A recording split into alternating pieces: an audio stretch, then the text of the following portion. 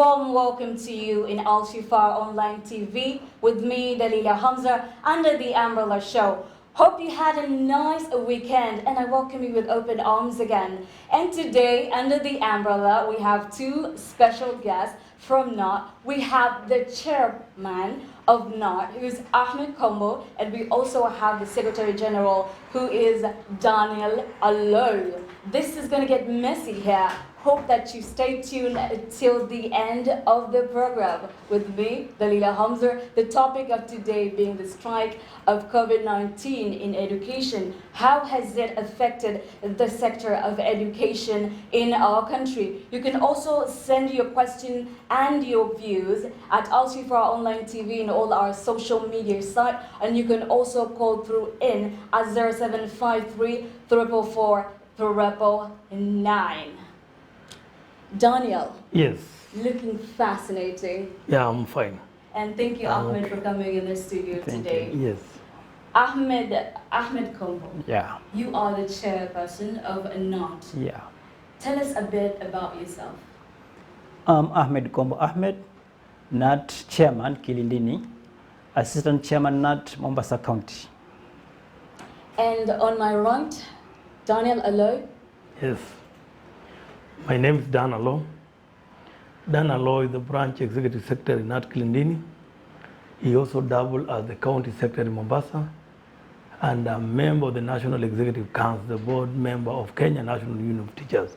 I'm here to represent Sosion, and when I'm talking now, I'll take the position of the Secretary General to articulate all the issues pertaining to Kenya National Union of Teachers from the birth of 1957 to the current 63 years ago and where we are. You've been very vocal in protecting the teachers' rights. Yeah. Let's talk about the journey, how it started. In 1957, you see, Kenya was fighting for liberation, of getting independent. And that's the time when they realized that it is the teachers' fraternity, which had the manpower, empowered, a learned group who could also champion the rights of Kenyans and also echo the sentiment of the Pan-Africanists by that time. And by that time, we had Eliud Matthew, who was the first Kenyan teacher to be in the Legisco in 1945. And thereafter, we followed the Jaramogi Oginga Odinga and Daniel Toroitich Arap Moi as the teacher's representative in 1957. And the same year, after the same year, Daniel Toroitich Arap Moi. My director is telling me that you shouldn't be swinging because you're too vocal. Okay, okay.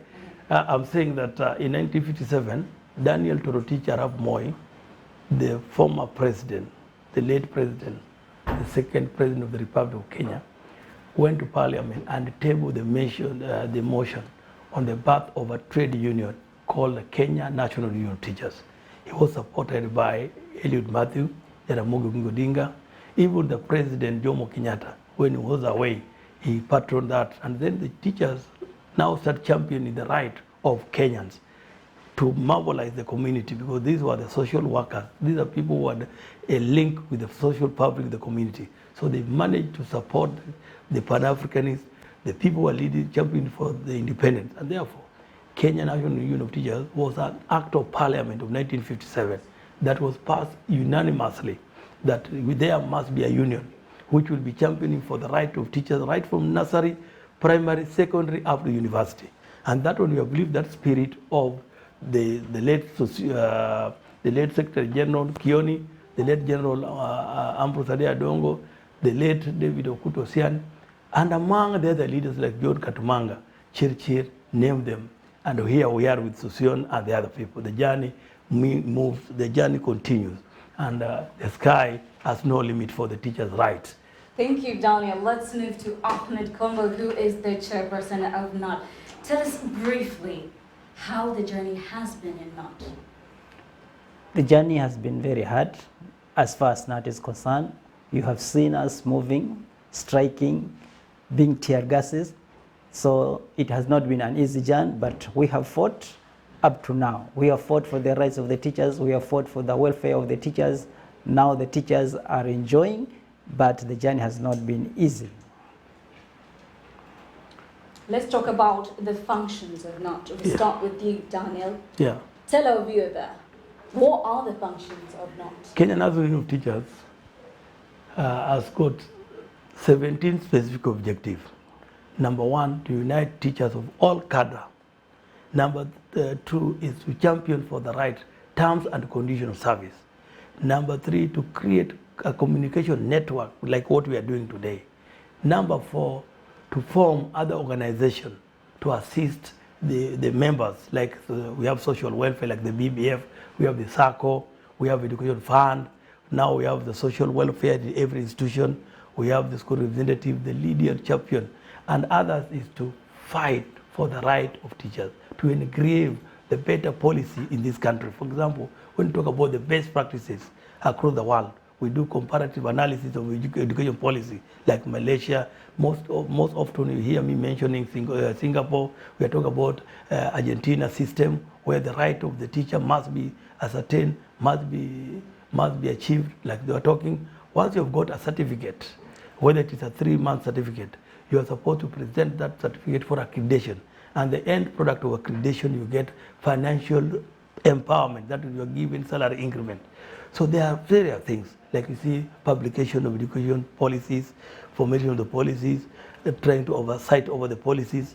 Like now when you have a retrogressive policies that are coming, where you find a teacher cannot be promoted, if somebody comes and say from the bedroom, I will now write a circular, say when you have got a degree, we cannot give you that promotion automatically. We must again advertise for another post.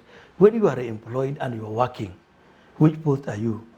Which advertisements are we supposed to expect? What we expect, we give you a document, you do accreditation, you give us the money. Those are things we are talking about.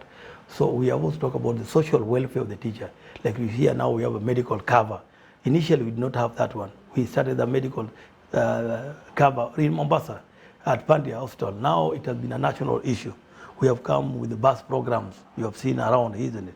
We are championing the children's rights. Like when I talk about Education Act per se, when I talk about free and compulsory education, yet when you go to school, you are chased away. Today we are saying the government must provide basic education to everybody from ECD to at least Form 4. We also want it to be at university level. Those are things that we are championing, the right of the child, the right of the parent, the right of the teacher in the society. And we must also do what we call social protection for the teacher and the learner. You hear issues, the emerging issues coming up, like the rape, you hear child abuse, child labor practices. All these are our right to do, and we are doing partnership. That's why we can get a time to come to your television to talk about. So these are things we are doing. Those are called advocacy. We talk about advocacy, creating awareness in the society, agitation for the best policy. All these one we are doing. Viewer, if you're tuned in, this is the Umbrella Show with me, Dalila Hamza. You can also send your views or questions to our guests in studio, and they'll be in the position to answer you at 0753444999. And you can also visit our social media site at Shifaa Online TV Kenya.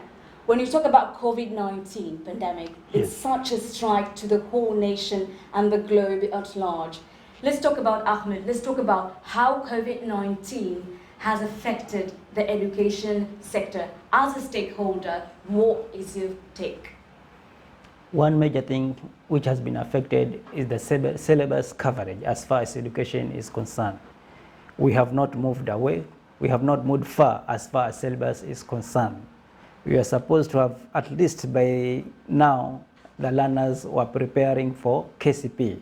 Now, that means this year they will not do the KCP. This year they will not do the Form 4 O-level exam. This one has already affected the plans of our parents.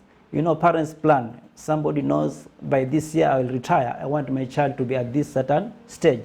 So, if you decide that these children will not do this exam, that means also disorganizing the plans of our parents. In terms of, we have seen parents, the learners have also been affected as far as behavior is concerned. We have seen teenage pregnancies has gone in an increase. The way they were in school, they won't be there. Next time when we open the school, these learners will be different learners, not the way that we left them in terms of behavior. We were controlling the teachers were controlling these learners in terms of behavior. Now they have stayed long at home, the behavior have deteriorated. That means the teachers will have a lot more to do than ever before. On that point, let's talk a little bit about the psychological preparedness of a student or a pupil at home being told that they're going to repeat the next class. Briefly, tell us, how do you take this as a stakeholder? First and foremost, we have not reached that level where we're saying they are going to repeat. You remember even yesterday, today there was a meeting where people must come up with the idea. But number one, the fact that these learners are going to repeat, if it will be, then we must know that one, it will be a stigmatization. You know, some people will die, some will commit suicide. You know, very many families will be broken because people will be fighting over whether to want to repeat. There are people who are supposed, they are now ready that they were calculated that after 1 year I will be married. They are paid dowry. We know some of them when they reach 18, they'll be adult. We are aware that even the parents, in terms of planning, remember they had planned that if it is an insurance scheme, it was ending in the year 2020. Now it means that even the premium they have to pay. So it will be a spiral effect in terms of cost-benefit analysis, the impact of these things whatsoever. We have known that even these learners, some of them will they will not go back to school because some of them are pregnant, some are now going to be mothers, some are affected with HIV/AIDS, some of them are criminals, some of them have killed people. You have seen some people in KC where brothers killed the brother. So some of them will be in prison and they will not like going to school. Some of them will also see it is valueless now to go to school. So the school will have a bigger impact for this time. So what we are saying, these learners, they need psychological nourishment, they need counseling, they need love. There are a lot of things we need to do with them because today they are Kenyans now, they are not learners. So they are Kenyans, they will come back to school. When they come to school, we don't expect that we shall have 100%. There will be issues. Even those who will come, some of them will be prostitutes in what they are doing because we have seen some of them are in the street. I see young girls who are now trying to change their dressing attire. And you see, a baby is a baby. Even if you put on a cloth that look like you are a grown-up, but we know this is a baby. We have seen old men coming them. You see, once you have reached another world, you have crossed another world, it will be a very difficult time for the community, for the society, for the family. So the impact is so huge. And it's not only the learner, even the teacher, even the parent. So we are saying that these learners, we need to talk to them. So we need to have so many programs to talk to the learners directly. And you should also call their groups. We have groups of learners like Children, Kenya Advance for Children Rights. We shall give them the responsibility of also counseling these people. We have the World Vision Plan International.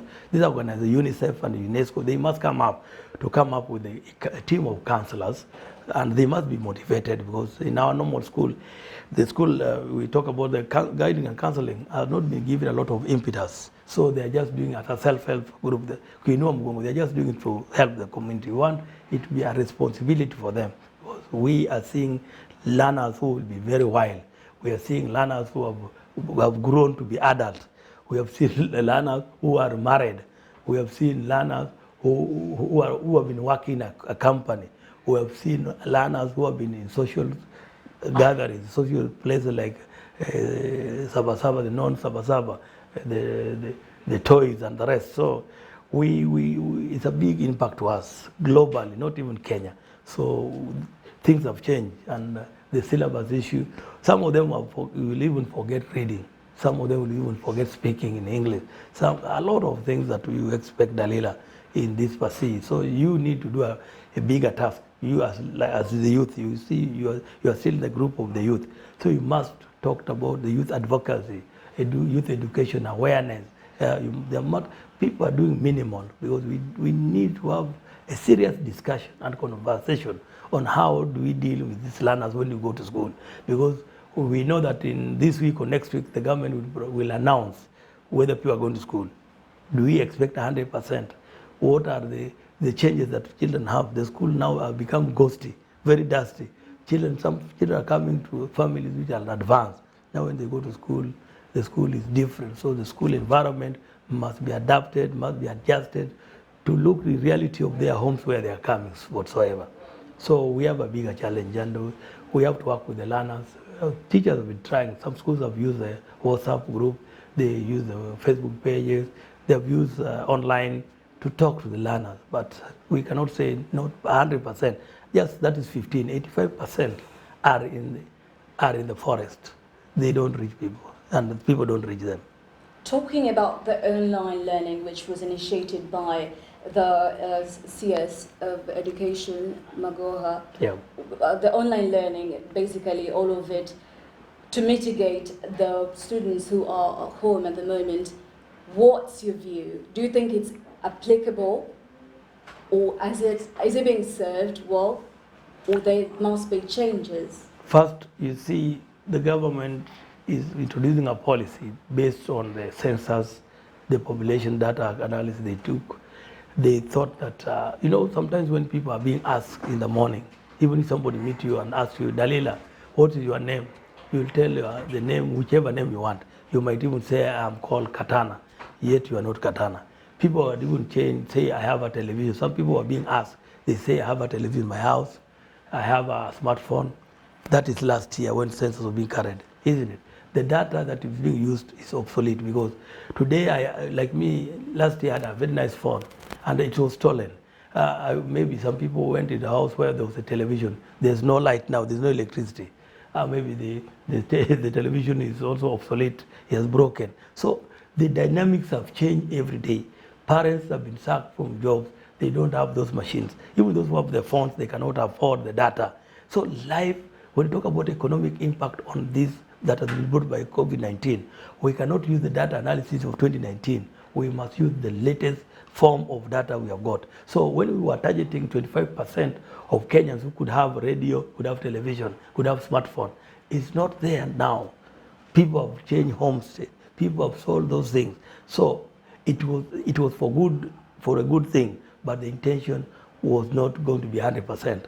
I also want to give you an issue. When this thing started, I made a call and I say Safaricom would have just been smart and give every household a smartphone free. Then tell them every time we buy a credit or a bundle, we shall deduct from there. Any strategy now? That's what I wanted them to do. Because if you're talking about ICT, digital platform, what do we mean to? When we talk about a radio, we were supposed to provide every household with a radio in a modern technology. When we are focusing the population on television, we would have looked at this television. What about payment of frequency? Because there are people who are on paid up television system, isn't it? So these are the challenges we are talking. But we are Kenyans. That was not only to capture. That was not the best option. That was only a therapy for that situation. There were also people who were supposed to go home. When we were going home, also we had a gap. We were supposed to prepare these learners that nobody was sure that when will this COVID-19 ends. We'd have supposed to tell them, go home, carry your books, and this is the work course, what we are supposed to do. We told them, go home. We did not tell them, go home and study and take your books. We did not do. Even teachers were not prepared, even the parents. Now, these are the aftermaths. That's when people are say, what do we do now? Time is going. Let's allow them to use the television. Those who have radio, listen. Those who can use our WhatsApp, listen. Those teachers who can meet them, listen. Those community who are those relatives who are friends can help them. So this was a collective responsibility. But some people did not take it 100% perfect. People did not like it because it was not people driven. So that is why it met some resistance. But at this particular time, what our children do in school at home? Children are really playing outside. Parents are marginalized. They have a lot of time. But me as an educationist, I have engaged some groups like Sauti ya Pwani, Sauti ya Mama, talking to learners and parents at home. We have talked to somebody somebody called Ogalo, who's going around with the bicycle talking to people. We have talked to the mosque people to talk to the learners, to remind them that they are not in a holiday. They must continue learning.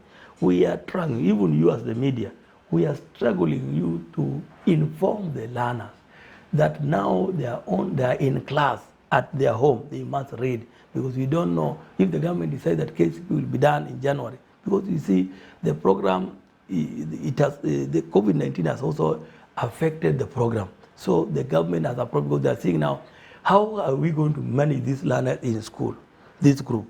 Where are the classes, where whatever? What about this group of over age who will just go? So It's a question of how will it be. There are theories that we need to bring the class 8 and from 4 to school. We need to bring the universities. All these are issues that we're having. But what we are saying, learning at this particular time, we can say 25% is going on. 25% of the population listen. Those who can afford television, those who can afford radio, those who can afford a laptop, those who can afford the smartphone. But the manual learning, which was our time, was you said you are moving from analog to digital.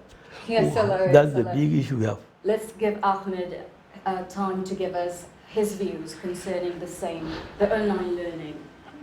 For the mitigation of the students at home during this COVID-19 pandemic. What's your take as a union? Yeah, to me, this one has been of great disadvantage to the learners in the villages. And the learners also in town and cities, there are some also have been disadvantaged. There are those who maybe in a house we have one mobile phone. The mobile phone goes with the parent to work. Sometimes it is in the house, but it has no bundles, it has no whatever. So this one, online learning has been of great disadvantage to the learners. It is not a perfect means. It is only there to keep busy for those who are advantaged at. But in real sense, this one has not been of good use to the learners. It is used to keep busy for those who are able. But we cannot say that the whole country has been able to be assisted by online learning.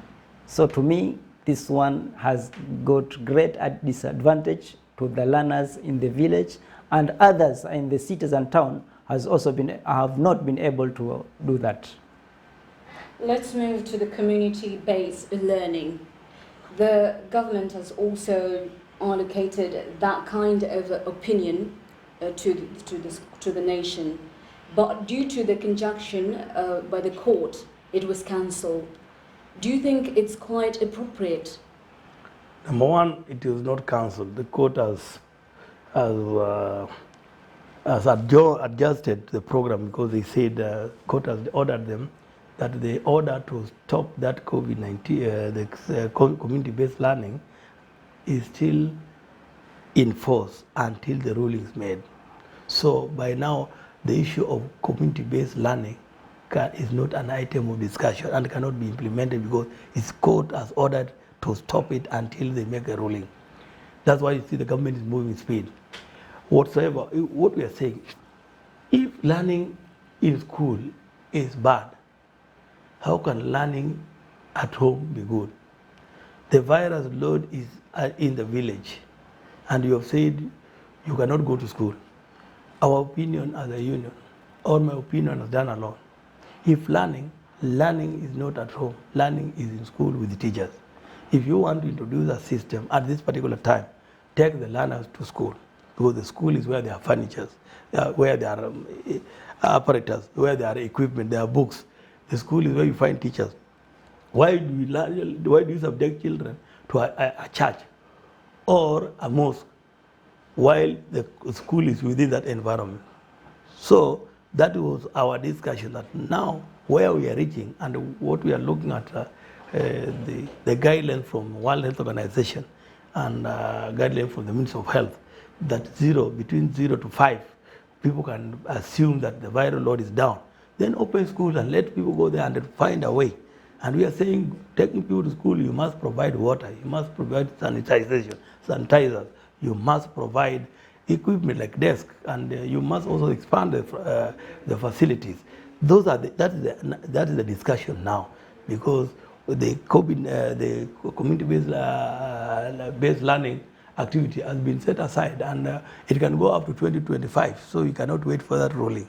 So what we are trying to think now is to prepare people psychologically, to involve people to accept or decide whichever. Because we have a group of people who say, now that we have no money, now that people have been chased away from their place of working, now that life has become difficult, allow us to continue and start learning in January.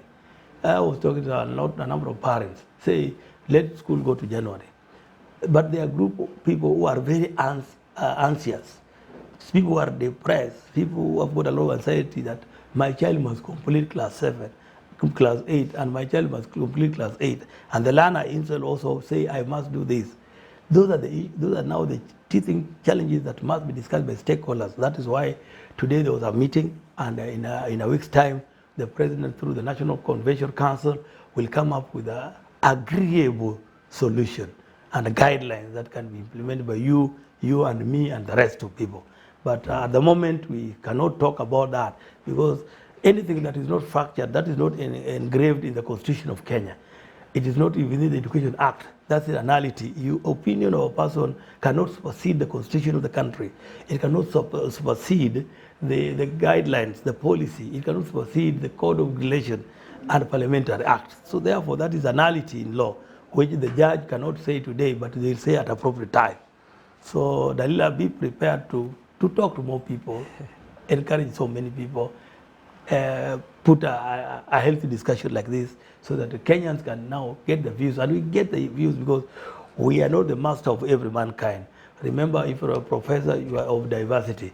If your degree is of diversity. So everybody's a scholar in his own principle and also right. If you're tuned in, this is the Umbrella Show with me, Dalila Hamza. And our guest today is it's Daniel Alo, who is the Secretary General of NOT, and the chairperson of NOT is Ahmed Kombo on my left. You can also send your questions and your views. This is all part and parcels about you. Raise them and they will be able to answer your questions. Moving on to the same, the community-based learning, to your own view. Do you think it's appropriate considering the surroundings of the students at home with the virus ongoing? What is your take?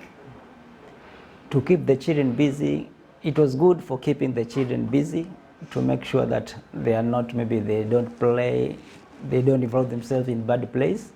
But in real sense, it is better for the children to be taken to schools. They could be safer than them staying at the villages, at the community areas. We have seen these children playing the way they play at home. It is more dangerous than the children being taken to schools. They are controlled in schools. The teachers are there. The way they play, they are being managed well in schools than leaving them at home.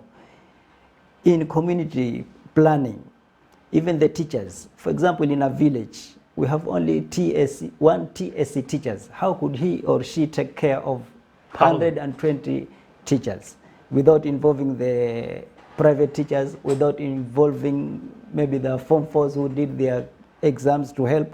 So it was a matter of keeping the children busy, but in real sense, it is better to take the children back to school than leaving them at home. The way they play, we have seen them when you walk to work, when you do your own things, they are playing dangerously. So to me, I believe taking back the children to school is better than leaving them at home. Let's talk about the BOM teachers and the private teachers. At the moment, they are unemployed. What steps have you taken as a union to help them out, Mr. Daniel? Number one, we came up with a register because we must know who are they.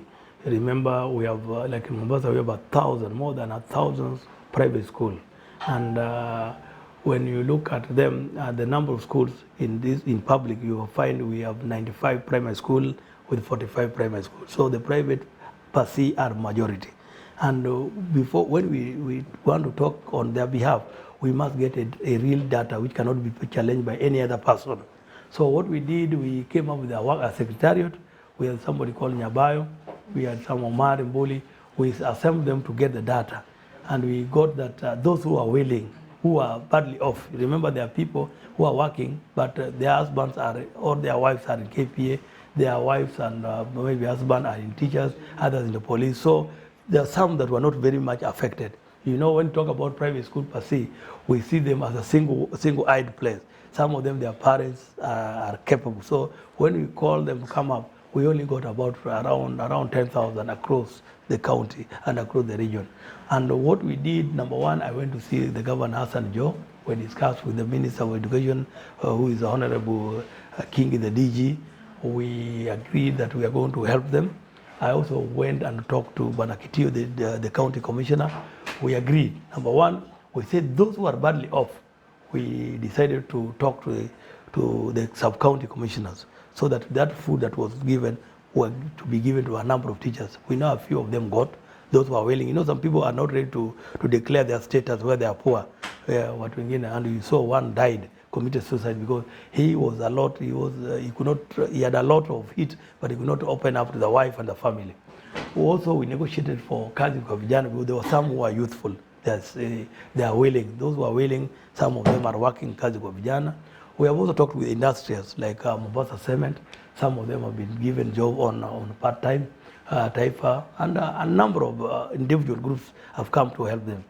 But whatsoever we are saying, we also open a page for private school. We open private school WhatsApp and page where some of them could be helped. Some people could have individual tuition from those parents because we are saying we must come up with a solution. So some of them are engaged in household to assist. Others are helping to coordinate. In terms of the BOM, we came up with advocacy and agitation. And through your media, I also want to thank you. You played a bigger role until the Minister of Education got that role, the Minister for Finance, Kuratani. It became a national conversation. And therefore, schools were ordered to submit list of those teachers who are qualified and been practicing those schools. And a number of schools did that one, and a number of counties did that. And that's why last week we were expecting that each of them are supposed to be paid 10,000 shillings per month for the upkeep until that time. I'm surprised that even yesterday they had not received their money. And I know a number of them were doing mandamano in Nairobi to reaffirm, to advocate, to put pressure so that the money should hit their account. So what I believe that the board of management issue has been sorted, the minister has taken up, the president has taken up, the money has been allocated. So what we are doing to find out each and every teacher, I know it's not very easy sometimes. People, when you help them, sometimes they don't come up and say, I have received. They don't say thank you. So, but that the issue of public, the boarding schools per se, we have sorted out. The other issue that is pending, that you people only talk about the school, you see the teacher himself. There is a toilet cleaner who is there. There is a cleaner in that school. There is a copy typist in that school. There is a watchman in that school. So these are people also we are now trying to bring them up and fight for their right. And you as a media, that's another area you must always put a conversation to how do we help them now. And the government say they will send money to the school account. And we want to report to you that even at this moment in time, maybe second, later, before I came, money had not reached the account. And we want people who have been given responsibility in this country. They must be honest, because honesty is the best policy in everything when you're doing a business. And courtesy must also be there. You cannot say, I've sent the money, and people run there, the suppliers are in the school gate, the auctioneers are in the school gate, those individual workers are in the school gate, they want to be paid, yet the money is not there. So we want to say the minister, once you release the money, you must have a machine to know that the money has reached the account. Because some of these people are corrupt. They put the money, they bank it to get some interest for a period of time. Because if you give me 1 billion and I put in the account for 30 days, how much do you think I'll get from the interest from the bank? It's a lot of money when you calculate. As a mathematician as me, I know there's a lot of money. If you take 10% of that money, there's a 21 billion, almost 200 billion already, if a trillion. So we want to see a change of attitude, behavior, and honesty must come in, or else we shall be talking, we'll tell lies, and then everybody will be a liar in this country, and everybody will be corrupt in this country. But we must change our way of doing. So those BM teachers, we give them hope. The private school teachers also give them hope. We are affording, we are trying to help them outside the perimeter of their school level. But I have an issue with the proprietors. I am happy that Aga Khan has decided to give them 10,000 every month upkeep. I have got about Loreto, but I have some individual private schools that by the time when we are closing on 24th of March, they had collected the money for the whole term. Some of them are collecting the money for whole year. That is where I say we must be honest. We must be people who are having passion with a lot of humility. How do you deny a person the salary? Even the salary had worked after 24th. Why can't you release that salary of that 24th of that March? Then you say, I'm defeated to pay this month. So we must also be honest. So apart from helping these people who are vulnerable, the people working in the school, the BO teacher, and the PTA teacher. We must talk to this proprietor of these companies, of these schools to come up to get assistance either from the bank. We cannot negotiate for them loan for the bank from the society. We can also, if we find they're right, they give us a standard budget. We also have a conversation with the government how they can be given loan and cushion. And I'm happy the government the other day announced that they have organized the World Bank where these people could also be given loan to pay, because you cannot run a company of somebody. You cannot give them money because the government gets money from everybody. You can't give a private school whatever because the government education act is saying free and compulsory. And the donors, if you talk to somebody in Brazil, they know Kenya education is free. So when you bring analogy and conversation that the schools are there, private schools, the government also has no local standards because the donors will say, why do you give these people money? While the Education Act is saying free and compulsory, why we give you the money? That is the education as a essential service. It is the domain of the government to cater for it. So it's a sad scenario, but we have done something. You can see we're talking to the governor of Mombasa, the DG, talking to the county commissioner and the regional commissioner, Pasi, talking to the industrialists. A number of them have been helped, and they are doing well. And I, as a person, I bought ungas for some of them. Even some of them are now stranded somewhere. I will be looking for some little money. If you are generous enough, you can contribute. We give them funding. So every time we get something little, we have to spare with them. In the spirit of compassion and humility to help our Kenyans. And that's that is the way to go. That people can contribute to help the vulnerable member of the society. But not, I see some people very rich when they are driving along Sabasaba with their tinted vehicles. Mama naomba, they cannot even give a shilling. The rich are too mean, some of them, and we feel if a poor man like me can be giving 10 shillings every day passing, I think that's the spirit we should go. So Dalila, when you don't buy a big car and you drive and you don't look at the poor people chilling in the street, you don't help them. You see, and that's the spirit that has helped Mombasa Cement, because he has lived long, he's feeding people. Even those who are pretending to be poor, he has been feeding. And that's how God rewards. So let's not be so stingy in this country while the people are struggling to give us assistance. It's all about being philanthropic. Correct. In every part. It's not a matter of you being rich or poor. Yes. According to Daniel here. You can also call through. Our lines are now open at 0753444999. Let's move into the press briefing today by the CS. Yeah. About when they're going to consider to talk about the reopening of the schools. And we also see that it's reported that the Secretary General Wilson Sossion had suggested that the government should allow the schools to reopen next year. Let's talk about the level of preparedness of the government, starting with you, Ahmed.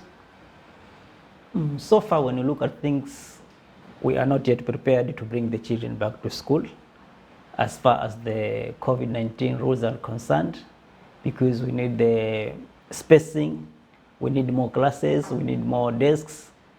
We shall also need more teachers, because if we need more desks and more space, that means we should also need more teachers. And that one, I don't think if it can happen by now.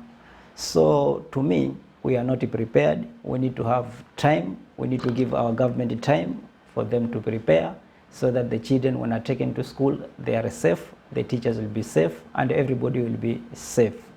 So let us take time, but we make sure that our children are safe when they are back to schools. Let's talk about the same, Daniel, that the school should reopen next year, according to Sossion. So what's your view of that? Is that a sentiment he said today? Is that statement was today's statement or the other time we talked? It wasn't this time, it was the other time. The other time. You see, when we were talking about January, there are a lot of things we are talking about. This is what we call SAR, surveillance rate of the COVID-19. And we are doing analysis and comparative analysis of other countries and other practices. Wilson was basing in that one on UNESCO and UNICEF. And he was talking about the prevalent rate by that time was at 10 or 8 point. But you remember the World Bank, the World Health Organization has revised and say any country that is below 5% for a continuous period of 14 days is allowed to open up.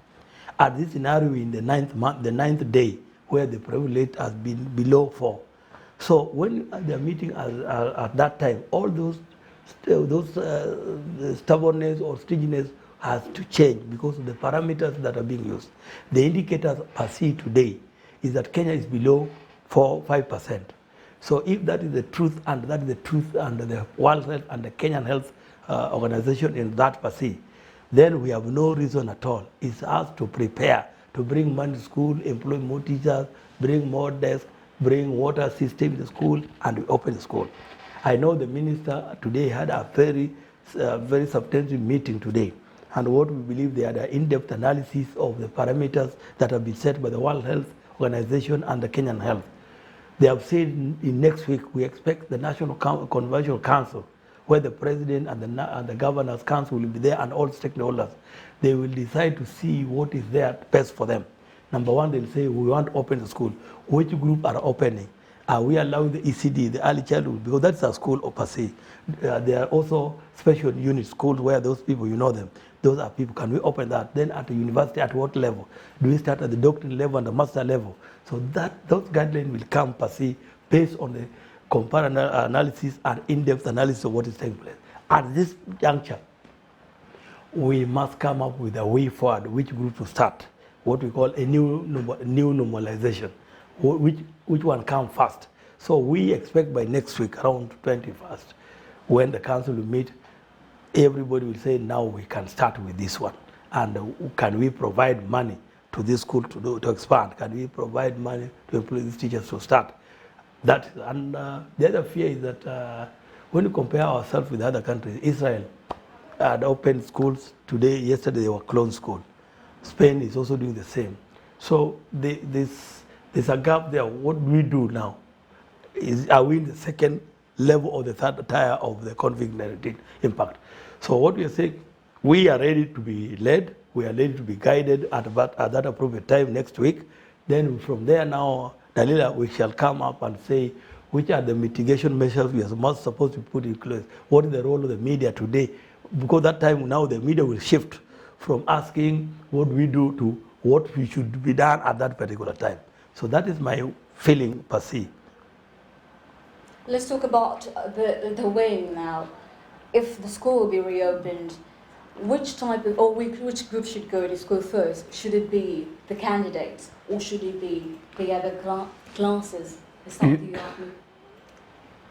If they need to take the learners back to school, then we should start with the candidates if they need to. Because the candidates need more time to work on whatever they have left. The other groups can come in as far by looking at the candidates, the way they'll be learning.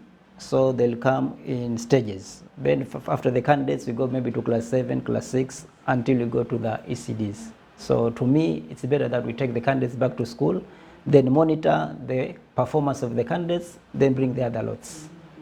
The CS there's an ongoing recruitment. The government has been recruiting about 11,000 teachers.